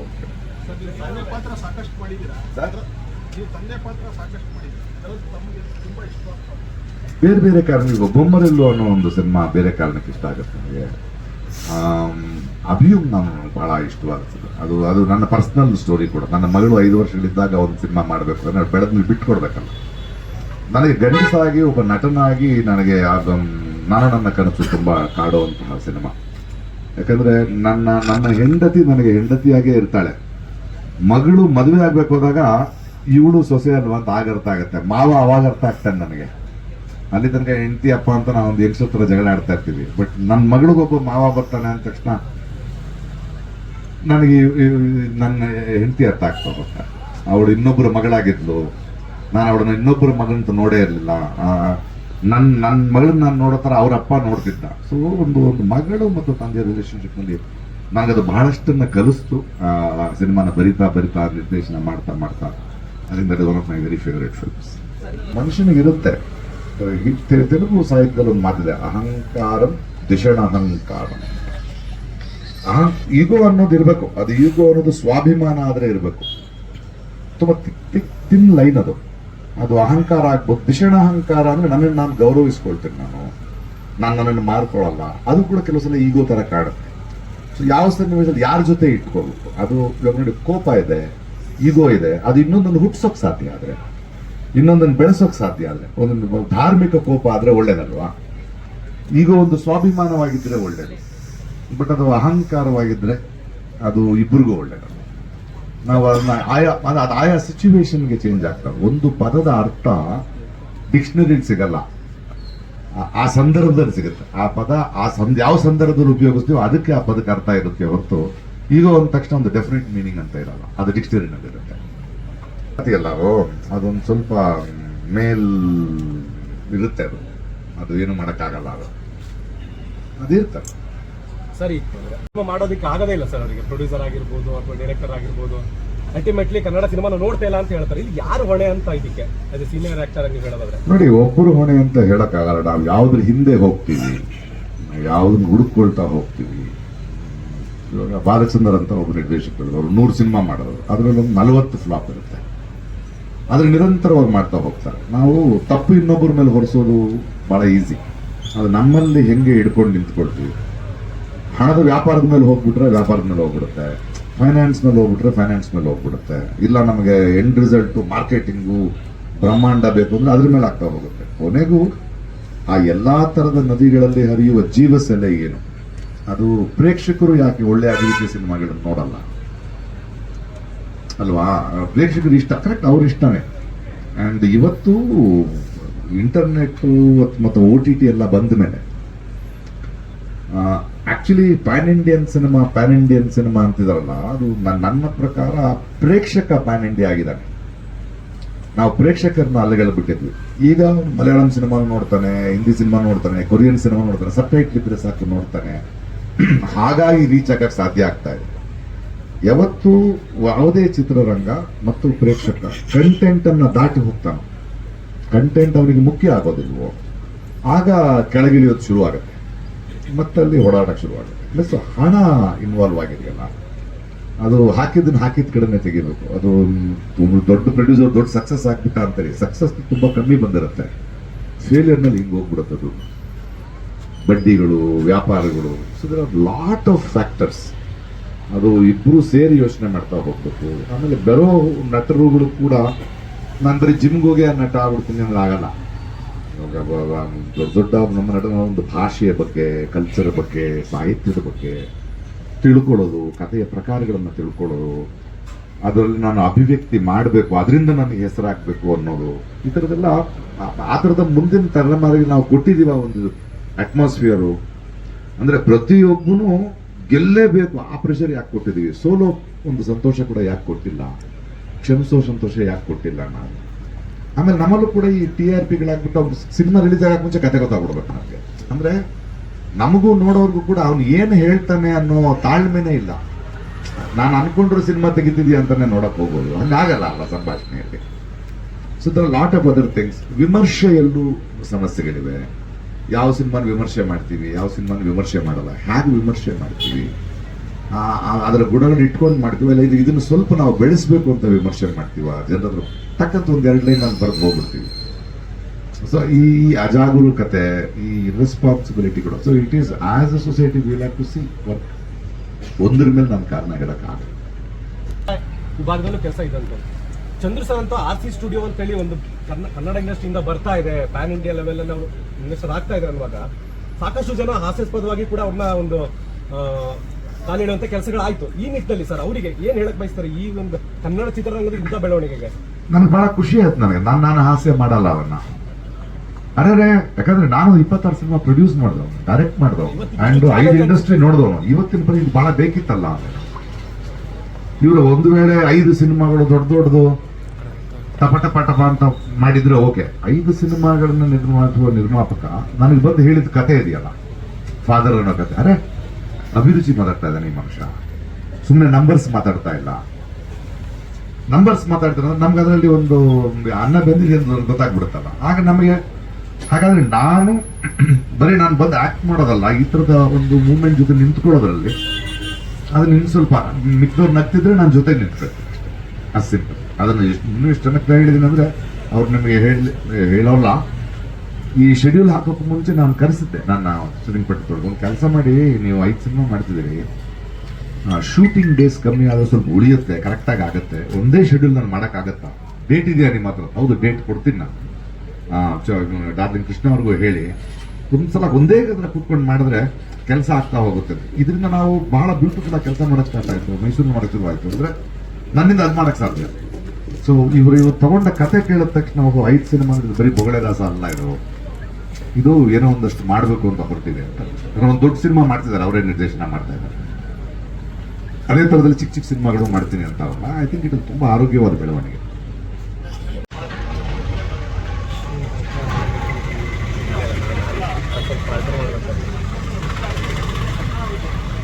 ಏನು ಘಟನಾವಳಿ ಡೈರೆಕ್ಟ್ ಆಗಿ ಕೇಳಿ, ನನಗೆ ಅರ್ಥ ಆಗ್ತಿಲ್ಲ. ಫಾದರ್ ಅನ್ನೋ ರೋಲ್ ಹೆಂಗಿದೆ, ಇವತ್ತು ನಡೀತಿರೋ ಘಟನಾವಳಿಗಳು ಇವತ್ತು ಘಟನಾವಳಿ ಬೇಡ. ಹೆಂಗಿದೆ ಕೇಳಲಿ, ಬಟ್ ಪ್ರಶ್ನೆನೇ ಸರಿ ಇಲ್ಲ. ಯಾವುದು?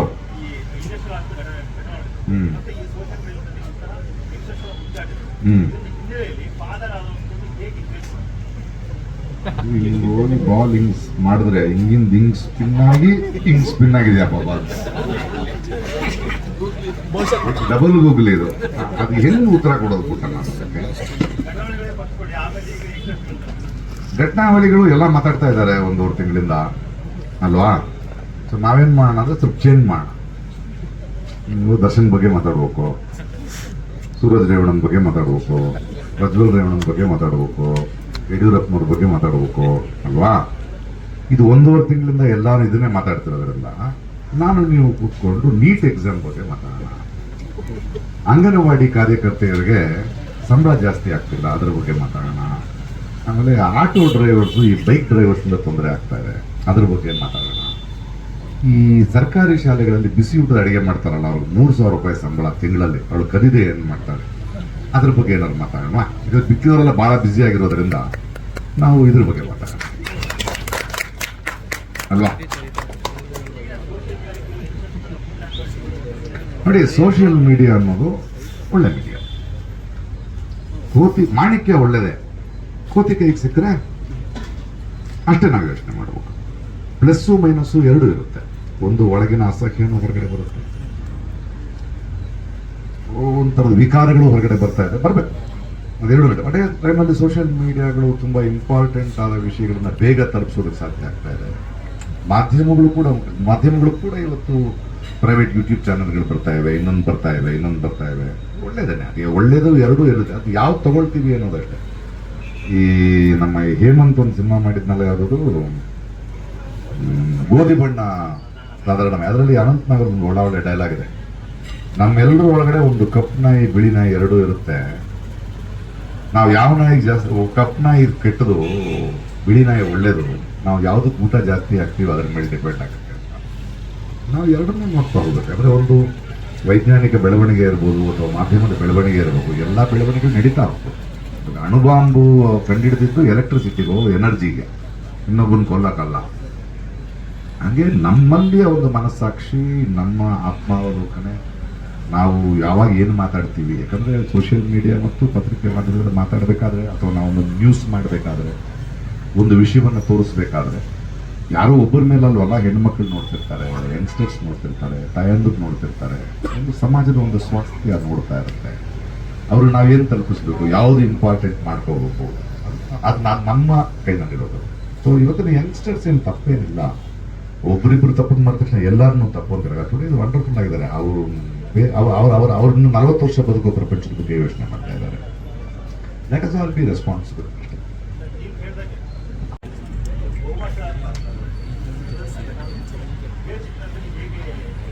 ಬೇಡ ಅದು ಅಂತೀನಿ ನಾನು. ಒಂದೂವರೆ ತಿಂಗಳು 2 ತಿಂಗಳ ಎಲ್ಲರೂ ಮಾತಾಡ್ತಾ ಇದ್ದಾರೆ. ನಾನು ನೀನು ಬೇರೆ ವಿಷಯಗಳನ್ನ ಮಾತಾಡಿ ಅದಕ್ಕೂ ಫೋಟೋಸ್ ತಗೊಂಡ್ಬರೋಣ ಅನ್ನೋಣ. ಕ್ರಿಕೆಟ್ ಟೀಮ್ಗೆ ಅವಾರ್ಡ್ ಕೊಟ್ಟರು. ಪಾಪ ಹೆಣ್ಮಗಳು ಇವಾಗ ರಸ್ಲಿಂಗ್ ಅವಾರ್ಡ್ ತಗೊಂಡ್ ಬಂದಿದ್ದಾಳೆ. ಅದ್ರ ಬಗ್ಗೆ ಯಾಕೆ ಮಹಾಪ್ರಭುಗಳು ಟ್ವೀಟ್ ಮಾಡ್ತಿಲ್ಲ, ಅವ್ರಿಗೇನು ಅದನ್ನ ಬಗ್ಗೆ ಮಾತಾಡೋಣ ಅಲ್ವಾ? ನಾವು ಅಂಗನವಾಡಿ ಬಗ್ಗೆ ಮಾತಾಡೋಣ, ನಮ್ಮ ಬೇರೆ ಬೇರೆ ವಿಷಯಗಳಿವೆ, ಅದ್ರ ಬಗ್ಗೆ ಮಾತಾಡೋಣ. ಯಾಕಂದ್ರೆ ಅದಕ್ಕೆ ಮಾತಾಡೋ ಇಷ್ಟು ಜನ ಇದ್ದಾಗ ನಾವು ಸ್ವಲ್ಪ ಡಿಫ್ರೆಂಟ್ ಆಗಿ ಫೋಕಸ್ ಶಿಫ್ಟ್ ಮಾಡೋಣ.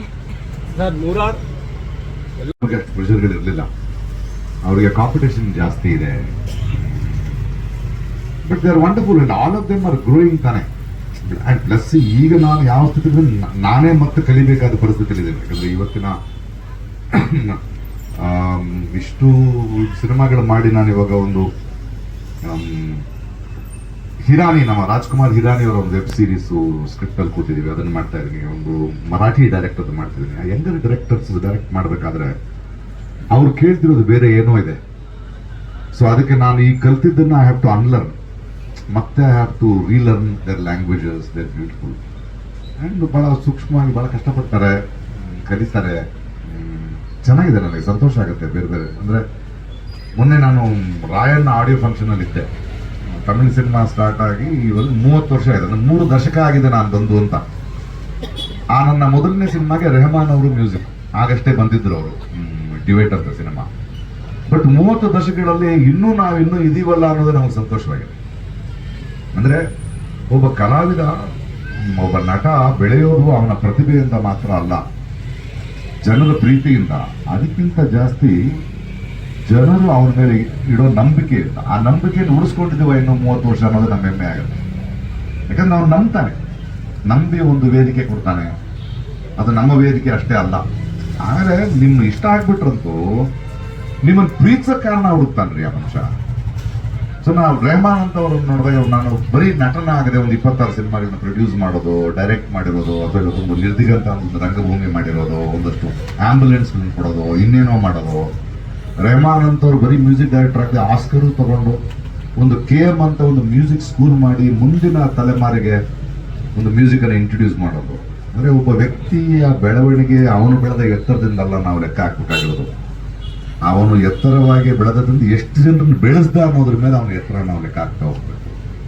ಸರ್ ಯಾಕೆ ಈ ಪ್ರಶ್ನೆ ಅಂತ, ಬಹಳ ಕಡಿಮೆ ಸಮಯದಲ್ಲಿ ಬೇಗ ದೊಡ್ಡ ಮಟ್ಟಕ್ಕೆ ಬಂದ್ಬಿಡ್ತಾರೆ ಸರ್. ಆ ಸ್ಟಾರ್ಟ್ ಅನ್ನೋದು ಅದನ್ನ ಅವರು ತಡ್ಕೊಳಕ್ಕಾಗಲ್ವಾ? ಯಾಕಂದ್ರೆ ನೀವು ಸೋಲನ್ನ ತಡ್ಕೊಂಡ್ಬಿಡ್ಬೋದು. ನನ್ನ ಜೀವನದಲ್ಲೇ 3 ದಶಕಗಳ ಸಿನಿಮಾ ರಂಗದಲ್ಲೇ ಸಕ್ಸಸ್ ಇಂದ ಹಾಳಾದವ್ರನ್ನ ಜಾಸ್ತಿ ನೋಡಿದ್ದೀನಿ ನಾನು, ಫೇಲಿಯರ್ ಇಂದ ಹಾಳಾದವ್ರಿಗಿಂತ. ಅಂದ್ರೆ ಅದೊಂದು ನಶೆ. ಸೊ ಸಕ್ಸಸ್ ಆಗೋದು ದೊಡ್ಡ ವಿಷಯ ಅಲ್ಲ, ಅದನ್ನ ತಕ್ಕಿಸ್ಕೊಳ್ಳೋದು, ಅದನ್ನ ಉಳಿಸ್ಕೊಳ್ಳೋದು. ಅದಕ್ಕೆ ನಾವು ಅಪ್ಪಾಜಿಯಿಂದ ಹಿಡಿದು ರಜನಿಕಾಂತ್ ಹಿಡಿದು ಕಮಲ ಹಾಸನ್ 4 ದಶಕಗಳು 5 ದಶಕಗಳು ಇದ್ರೋದ್ರೆ ಈಗ ನಮ್ಗೆ ಸಿಗದೇ ಇಲ್ಲ. ಆ ಥರ ಹಿರಿಯರ್ ನಟರಾಗೋದಂದ್ರೆ ಹೆಂಗದು ಇನ್ನೂ ಇವತ್ತು ಪ್ರಸ್ತುತವಾಗಿರೋದು. ಪಾಪ ಅವಾಗ ಯಂಗ್ಸ್ಟರ್ಸ್ಗಳು ಪ್ರಿಪೇರ್ ಆಗಿರಲ್ಲ ಅದಕ್ಕೆ. ಸಡನ್ ಸ್ಟಾರ್ಡಮ್ ಬಂದ ತಕ್ಷಣ ಅದನ್ನು ಒಂದು ಎಷ್ಟು ಅದನ್ನ ನಾವು ಇಳಿಸ್ಕೊಂಡು ಹೊರಗಡೆ ಬರ್ತೀವೋ ಅಷ್ಟು ಒಳ್ಳೇದು. ಇಲ್ಲದ್ರೆ ಅದು ಸುಟ್ಟಾಗುತ್ತೆ, ಅದು ನಮ್ಮನ್ನು ಸುಟ್ಟಾಕ್ಬಿಡುತ್ತೆ. ಅದನ್ನ ನಾವು ನೋಡ್ತಾ ಇದೀವಿ. ಕೆಲವರು ಕಲಿತಿದ್ದಾರೆ, ಕೆಲವರು ಕಲಿಯಲ್ಲ. ಅವಾಗಲೇ ಒಂದು ಭಯ ಆಗುತ್ತೆ. ಇವನ್ ಆ್ಯಕ್ಟ್ ಮಾಡೋದಕ್ಕೂ ಅಥವಾ ಅದನ್ನು ರಿಸೀವ್ ಮಾಡೋದಕ್ಕೂ, ಅಲ್ಲಿ ಏನು ನಡೀತಾ ಇದೆ ಅದನ್ನು ರಿಸೀವ್ ಮಾಡೋದಕ್ಕೂ ಒಂಥರ ಭಯ ಆಗುತ್ತೆ. ಸೊ ಆ ಥರದೊಂದು ಪಾತ್ರ. ಅದೇ ಆ ಇನ್ಸಿಡೆಂಟ್ಗಳು ಹೇಳೋಕ್ಕಾಗಲ್ಲ, ಬಟ್ ನೋಡಿದಾಗ ಐ ಥಿಂಕ್ ಇವನ್ ಆಡಿಯನ್ಸ್ಗೂ ಗೊಂದಲ ಅಥವಾ ಅದೊಂದು ಭಯ ಇದ್ದೇ ಇರುತ್ತೆ ಸಿನಿಮಾ ನೋಡೋದು. ಅವರು ಕೂಡ ನೋಡೋದ್ರಿಗೂ ಒಂದು ಹೇಳಿ ಸಿನಿಮಾದಲ್ಲಿ ಹಂಗಿದೆ ಅಂತ ಹೇಳ್ತಾರೆ ಸರ್, ಸಸ್ಪೆನ್ಸ್ ಅದೆಲ್ಲ ಹಂಗಿದೆ ಅಂತ ಹೇಳ್ತಿರೋದು.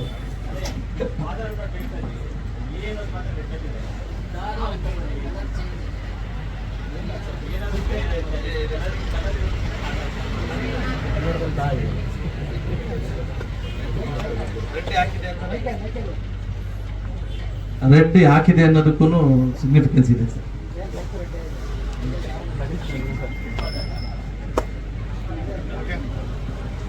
ಸರ್ ಇಲ್ಲ ಅದೇ ನಾನು ಆವಾಗಲೇ ಪ್ರಕಾಶ್ ರಾಜ್ ಸರ್ ಹತ್ರ ಕೇಳಿದೆ. ಇರ್ಲಿ ಸರ್, ಅದೆಲ್ಲ ಹೇಳಲ್ಲ ಸರ್, ಸೀಕ್ರೆಟ್ ಸರ್, ಬೇಡ sir.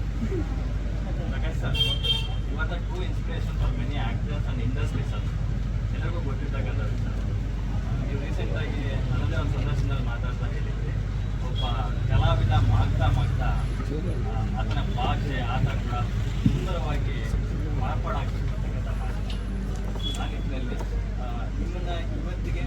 Of the finest actors in India ಅಂತ ನಾನು ಇಂಡಿಯನ್ ಸಿನಿಮಾ ಇಂಡಸ್ಟ್ರಿ ಹೇಳಿದ್ದೀನಿ. ಸೊ ಇವತ್ತಿಗೂ ನೀವು ಆಯ್ತಾ? ಎಲ್ಲ ಒಂದು ಕಡೆ ಕಲಿಕೆಗೆ ಹೋಗ್ತಾ ಇದ್ದೀರಾ ಅಂತ ಅದು ಇತ್ತೀಚೆಗೆ ನಾನು ನಿರ್ದಿಗಂತ ಅಂತ ಒಂದು ಮಾಡಿದ್ನಲ್ಲ, ಇವತ್ತಿನ ಯಂಗರ್ ಜನರೇಷನ್ಸ್ ಬಂದು ರಿಹರ್ಸಲ್ ಮಾಡ್ತಿದ್ದಾರೆ, ದೊಡ್ಡವಸ್ಗೆ ಬಾಡಿ ಥಿಯೇಟರ್ ಮಾಡ್ತಿದ್ದಾರೆ, ವಾಯ್ಸ್ ಕಲ್ಚರಿಂಗ್ ಮಾಡ್ತಾ ಇದ್ದಾರೆ. ನನಗೊಂದು 3 ತಿಂಗಳು ಅವ್ರ ಜೊತೆ ಟ್ರೈನಿಂಗ್ ನಡೆದಿದೆ. ಯಾಕಂದ್ರೆ ನಾನು ಸಾಕಾಗ್ತಿಲ್ಲ ಅಂತ ಅನ್ಸುತ್ತೆ. ಸೋ ಇನ್ಸ್ಪೈರಿಂಗ್ ಆಗಿದ್ದಾರೆ ಯಂಗ್ಸ್ಟರ್ಸ್. ರೀಸೆಂಟಾಗಿ ನಮ್ಮ ನಿರ್ದಿಗಂತಕ್ಕೆ ರಷ್ಯಾ ಮತ್ತು ಫಿನ್ಲೆಂಡ್ ಮತ್ತು ಲಂಡನ್ನಿಂದ ಒಂದಷ್ಟು ಜನ ಬಂದಿದ್ರು ಡಾಕ್ಯುಮೆಂಟ್ರಿ ಥಿಯೇಟರ್ ಮಾಡಿ. ಅವರು ನೋಡ್ತಿರೋ ಪ್ರಪಂಚ, ಅವರು ಒಬ್ಬ ನಟನಲ್ಲಿ ನೋಡ್ತಿರೋದು ಬಹಳ ಡಿಫ್ರೆಂಟ್ ಆಗಿ ಕಾಣಿಸ್ತಾ ಇದೆ. ಸೊ ಇದು ನಾವು ಇನ್ನೂ ರೆಲೆವೆಂಟ್ ಆಗಬೇಕು ಪ್ರಸ್ತಾವ, ನಾನು ಮತ್ತೆ ರೆಡಿ ಆಗಬೇಕು ಅಂತ ಅನಿಸ್ತಾ ಇದೆ. ಪ್ಲಸ್ ಇವತ್ತು ಇವ್ನ ಡಬ್ಬಿಂಗ್ನಲ್ಲೂ ಕೂಡ ಲಾಟ್ ಆಫ್ ಸಿಂಕ್ ಸೌಂಡ್ಗಳು ಬರೋಕ್ಕೆ ಶುರುವಾಗಿದೆ, ಬೇರೆ ಬೇರೆ ಭಾಷೆಗಳು ಬರ್ತವೆ, ಆ್ಯಂಡ್ ಎಕ್ವಿಪ್ಮೆಂಟ್ಸ್ ಭಾಳ ಬೆಳೀತಾ ಇದೆ. ಸೊ ಅದಕ್ಕೆ ತಕ್ಕಾಗಿ ನಮ್ಮ ಶರೀರ ಮತ್ತು ಶಾರೀರ ಅಂತ ಸ್ವಲ್ಪ ಟ್ಯೂನ್ ಮಾಡಬೇಕಾಗತ್ತೆ, ಇಲ್ಲಾಂದರೆ I can compete with the new generation. Sir ಯಾವಾಗ ಬರೋಣ ಅಂತ ಸರ್?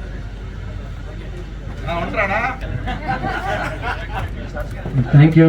ಬೆಂಗಳೂರಿಂದ ಥ್ಯಾಂಕ್ ಯು.